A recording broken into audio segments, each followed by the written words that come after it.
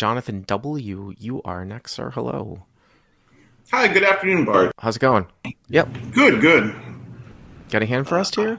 Yes, I'm going to continue with the New Orleans theme. You're going to get two of these in a Oh, row. that's right. Yeah, you called from Harris, New Orleans too, right? Yes, that's Yep. right. Okay. Yep. This one is the 2-5 game. So is that uncapped? Match the stack, yeah, Match which is stack. effectively uncapped at some point. Okay. Yep. And this is emblematic of that because on this one we are about 8,000 effective with the villain. In the tables, maybe an average of 2,000 with like 3 or 4, 4,000 stacks. So you're So it's a deep, deep game. Yeah, eight. That's why I said like I remember being this game playing big when I've played it a few times. So we have 8,000 a button effective. straddle Okay. on this hand, $10. So that's common, I think, at this game. It wasn't 100%, but it's real close. Everything goes in order. No like Houston last yeah, action. yeah, no crazy stuff. Small blind, big blind goes around to the button's last act. So small blind folds, big blind limps the call there, about 4,000 effective. Okay. Under the gun limps as well, and I'm under gun +1. And I open $50 with Jack 9 of hearts. You're +1, and you go so hero +1 to 50. Jack of hearts, 9 of hearts, a little bit light. 9-handed table, right? Yeah, I mean it is, but I guess in these deeper games, I tend to play a bigger range, especially when I have some limpers in front of me in position, and try to get heads up against them for some bigger pots. Okay, so you go to 50. And we get one call from late position. The button calls, and then the big blind and the under the gun limper call. So we're going 5 ways to the flop. Calls, limpers call, and it's like 250, right? Yeah, right around that. Yep. Okay. We got a flop of Queen of Hearts, 9 of Spades, 9 of Clubs. Oh, Queen of Hearts, 9 of Spades, 9 of Clubs. So you flop trips. Favorable, yes. Okay. So both the limpers check to me, and then I go for a real small down bet here, just because of sort of how dry the board is and all of that. I just bet 60. Wow, 60. I mean, Queen X is going to be fairly represented here. Yeah, I know, maybe it's an error. I mean, I know it's there isn't a 2 flush out there, but I would tend to go larger. Anytime, different than like 9-9 deuce, right? I think with 9-9 deuce, I think we could get on board with your bet size here. But anytime you got some Broadway straight draws with like King Jack, Jack 10, and then when these guys love to VPIP the Queen X, I would have probably taken a larger sizing here. Yeah, that's definitely fair. I guess what I didn't want to do was bet bigger and then get raised. And even though my hand's strong, like I don't know if I want to take it to the house for $4,000 or $5,000 or $6,000 if that's what comes to it. So it was probably too small, but that's what I bet. It folds around to the big blind, the first limper, and he calls. Okay. And then the under the gun limper raises to 225. So big blind button folds. So now you get position over everybody. Big blind calls, and now the under the gun raiser goes to 225 on Queen 9-9 rainbow. This is not usually a common spot where you're going to see somebody, raise Jack 10 suited. It's possible you have a Jack in your hand, and obviously I'm not folding now when you have trips. It's just saying something, Yeah, I will say though, the big blind, was pretty deep and was more of like a passive loose player that maybe was a bit of a target in the game, and the other the gun limper is sort of a very very good younger pro, and like so it's possible he could be trying to get me out of pot, with my perceived weak bet size and try to ISO it. I mean, the other thing, too, about the quality of your 9 and your kicker, right? I mean, again, he could be playing it, but not supposed to be playing things like 8-9 and 10-9, which are beating right now. And the 9 that would be probably played this way the most as like a limp call, if it's played this way, might be like ace-9, which, of course, you're losing to. So a little bit different than somebody flatting in the field in position where they might have a more of a representation than of some of these lower 9s. But that's what I've been thinking. Yeah. I mean, obviously, you're going to call, right? Yeah, absolutely. Especially because he's more aggressive side. The fact that he limped was a little weird. So I think ace 9, even offsuits, and Queen 9 is probably in there. So yeah, I don't know that I'm doing great against a check raise. So I just call, and then the big blind folds behind. All right. So now We are at just about, what, 700, right? Yep. Okay. All right. So the turn comes out a three of hearts. So it gives me the backdoor heart draw. So you turn a backdoor heart draw, okay? And the villain continues for 325. So UTG, this UTG limper who check raised you bets 325, and I don't think there's really anything for you to do here but call. Yeah, that's what I thought as well. So now we're at 1350 on Queen 9-9. Rainbow turns a 3 of hearts.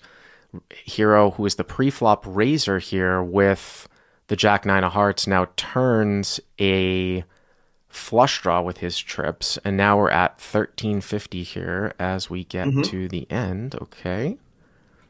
All right. So the river is a king of hearts. So the flush comes in. Okay. So Queen 9-9-3 king, and you make the Jack high flush, which is the second nut flush behind the ace high flush, and obviously the board is paired, and then also ace 9 of hearts is actually available here as well. Well, because I have the 9 of hearts. Oh, excuse me, it's not. I'm sorry, not available. Sorry, ace 9 of hearts is not available here. Right. There is no 9x of hearts that is available here. That's correct. And there's really no ace x of hearts combination. That would make sense here for him to check raise. Right. So he starts with a check. So UTG checks. And I do remember this one here. So you think, well, so you beat ace 9 here, right? Like if you had one of the other ace 9s. And the way that this one went down, you wouldn't think he's ever going to have queens full or like, queen 9, the way that it's played. So it's really kind of, he really shouldn't have any boats here. The way that this one's definitely played. think he never has queens and he never has kings. So but I do think he could have queen 9. I do think that's possible. So just looking back at the suits here, there's because you've got Jack 9 of hearts and the 9 of spades and the 9 of clubs, so he could have queen 9 of diamonds. But sometimes, like if the queen of diamonds was out there, he couldn't have any queen 9 suited. So when you get into these extreme spots, you can look at that. But I do think a bet is in order here to get value here from a 9. You also, would he ever have like a Jack 10 type of holding? I just don't see what boats can he have here. I don't know how you don't have the best hand here.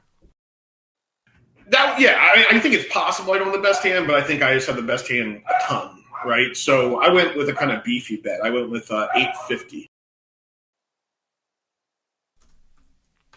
Well, it is interesting just because, like I said, like you have a 9, so it's less likely that he has a 9. And then the way that this one gets played out, let's say, for example, he has ace 9 here. Is he just going to call because he has a 9? I mean, your hand looks pretty strong. I don't know if ace 9 here is a winning call. When ace 9 very well might be, you could make a case that it could be a check on the river, and it might be one of these extreme cases where it gets checked through a lot and ace 9 wins. But then if the hero makes a beefy bet, is ace 9 good here enough the way that this went down? Because it's not, are you value betting aces here as played when the backdoor heart comes in? I'm not personally, no. I don't know what his perception of me is, but I'm not betting aces for value. I'm checking. The reason why I'm walking that through is because it kind of makes me want to not take this. It's not like you went gigantic, right? But I might go more like 400 or 500 here, just because it's very, very hard. Now, if you think the guy's going to always call down with any 9, it's just because you have a 9 here. And again, like if you were to get check raised here, I just can't. It just wouldn't make any sense. So, the 400 or 500 might be it's 400 or 500 call. Meaning, like, if you get check raised, you call. I don't think I'm getting called by a bad 9. I think that's the problem. Like, I think he's good enough to fold like an 8-9 or something. So you think that you should have sized smaller here at the end? Yeah, I think that's probably right. I think, at the time I was thinking, 2/3 pot, that's not too big. Uh-huh. But I think based on the texture of the board, it's probably too big. Okay, so you go 850. Yep. And then after a little bit of thinking, he makes it 3,500. So raises to 3,500. I I don't know how you lose here, and this is why I'm gonna, I see, this is the whole thing with hand reading. It's conditional logic for some of you guys in the live chat, and we'll put this up as a best of, I'm sure, right? I'm just trying to get it so that people can see on the screen, so that everything sort of fits in here on the screen, because this one kind of went over a little bit, and people would be like, well, why can't he have like queens full or kings full? Go back to pre-flop here. And even if it's decent, right? Like the dude over limped a big blind complete. Hero went to 50. The button called. The big blind completer called. He's not going to just call, right? With queen, queen. He's not going to have queen, queen. He's not going to have king, king. He's not going to have 3-3, the way that this went down. So the only, I guess you could lose to king 9. Yeah, I keep thinking it's king 9 is the one hand here. King 9 or queen 9, which he shouldn't be playing. So king 9 of diamonds here. And I don't know. We've heard so much anecdotal evidence here. It's almost worse that you have a 9 here. And the reason why I'm saying that is because, like, I'd almost rather have Jack 10 of hearts here, because I've heard so many people say that people have been turning trips into bluffs here. Like if he had 9x, I want to almost give him an opportunity to have 9x if that's where the primary bluff is coming from, where he's correctly structuring a situation where he might be check raising, where a 9 might get checked here, like a hand like 8-9, because it's going to go check so much. But then when you take this beefy bet, he feels like raising is a better play than calling, right? But you want to have more of an opportunity that he has a 9. So I actually think it's better if you didn't have a 9 here in your hand, which is interesting. But still, I think this is one where if the guy has king 9, so I mean, I know it's a lot of money, right? But if he's got king 9, or he limped in with queen 9 and played it this way, I might tap the table, but I'd have a really, really hard time folding this one. Well, let me ask you this, because what came in my mind was, I think this is the absolute worst hand that I'm betting for value on the river, because I just don't think I'm going for value with a naked 9 or with an overpair. Does that matter at all? Does the fact that, like, if I call here, I'm calling every time I bet on this river when I have all the best hands and he has none of the best hands? Is that a thing to consider, or is it just when I have all the best hands and he has none of the best hands, then it's more likely to be a bluff? Well, I don't know how far we want to go down this road, because, like, what are you betting here on the river? Because you're saying you're not betting aces with, like, the ace of hearts. Only flushes and boats. Yeah. Yeah. I mean, sometimes the board dictates a situation where, like, you have all the best hands. Like, you're going to have queens full and kings full here. So I don't know if it necessarily matters that you're always... I mean, you're never going to bet... You don't have to have a bet fold range on the river here. What if you had queens full or kings full? Right. Yeah. Right? I would call those, obviously, yes. So... Yeah. But again, like for me here, the way that this one went down, I would not fold. Even though like I said, even though the frequency of check raise river bluffing is pretty small, some people are saying king queen, that this guy could have king queen. And again, what's interesting there is that coming out of like a PLO play, you'd be like, well, king queen blocks the hero from having queens or kings. It does, but it's also representing that the villain could have some of those hands, when I just don't find that possible in the pre-flop setup. Yeah, I would be very surprised. I mean, I didn't think he would be limping king queen initially, and then secondly, I think check raising king queen on the flop and then continuing in the turn is pretty thin. Which is not to say it's impossible, but I guess I didn't even think about that combo particularly. I was thinking more like, could he have ace 9 with ace of hearts or something? Like ace 9 off with the ace of hearts. Yeah, I mean, but you're beating that hand too, right? Right, yeah. Well, that would be the only bluff I could think of at the time that I was thinking about. I guess I wasn't thinking as much about turning 8-9 into a bluff, which I probably should have been thinking about as well. Well, it's just a weird one for, I don't know, because you have all the queens and pocket kings here, okay? This is flipping this one back from a global perspective. Because you have queens full and kings full, and that's a 6 combos of those hands, right? And he doesn't have those hands, right? And it's very hard for him to have a boat here if he's playing like he's supposed to be. I don't know if this is supposed to ever be check raised here by him, because you have such a nut advantage, right? Right. That was kind of why I didn't even worry about it when I was betting initially, which is why I sized up so big. If I had thought about it more, maybe I would have sized down. But when I sized up, it was because I thought I have like the complete nut advantages on this. Like I could probably go 2x spot and it'd be fine. People saying ace 10 of hearts, that's another one that's just like way the fuck out there, right? He'd limp in with ace 10 of hearts and then check raise the flop. What did you do? Did you find the call button? I ended up folding. Oh And he no. showed, Oh yeah, no. I know. And it ended up showing king, queen off. So the chat pros are right Oh this my time. god. Hero fold. Why did you fold?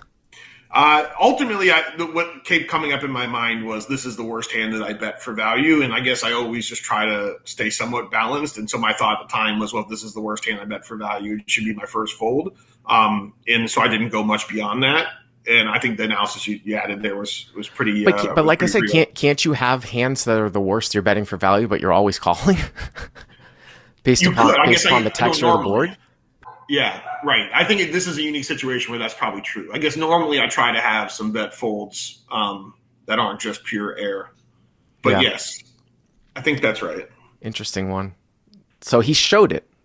He showed it. Yeah, I mean, when you pull off a bluff like that, you got to get some credit for it, right?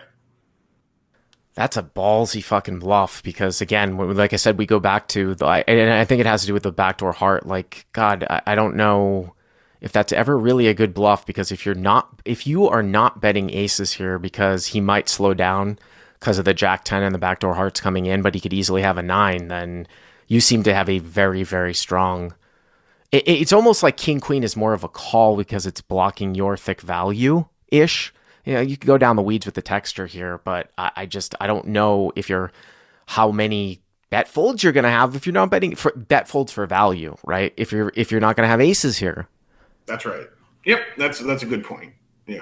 And also too, like if you had like 8-9 here or 9-10, like say for example, the river was an offsuit king, okay? Say it was the king of spades and he checked to you. What would you bet with Jack 9 there? Would you bet? I mean, you're not beating 10-9. Yeah. I mean, it's a chop against 10-9 or 8-9. So right, yeah, probably not. I guess. Interesting little run. Or betting really small, maybe. I guess, but yeah. Because it is because of that backdoor heart and the fact that Jack 10 comes in. Like I said, if an offsuit king were to come in, you might see some frequency of some other 9 checking here. Scared of kings full, scared of queens full, scared of Jack 10, right? I mean, those hands that you continue with. But appreciate though, it was an interesting one. Thanks for the call.